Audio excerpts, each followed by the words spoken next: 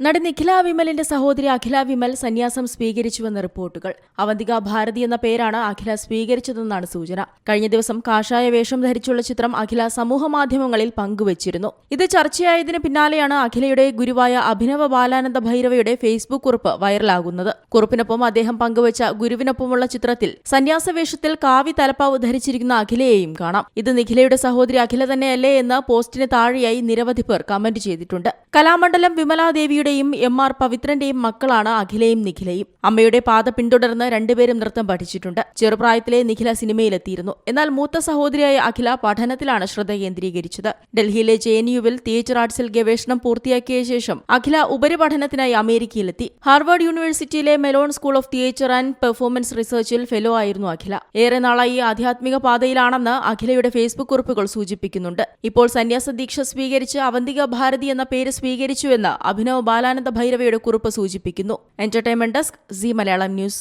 ഏറ്റവും പുതിയ വാർത്തകളും വിശേഷങ്ങളും വിരൽ തുമ്പിലറിയാൻ സി മലയാളം ന്യൂസ് എല്ലാ ഡിജിറ്റൽ പ്ലാറ്റ്ഫോമുകളിലും ലഭ്യം.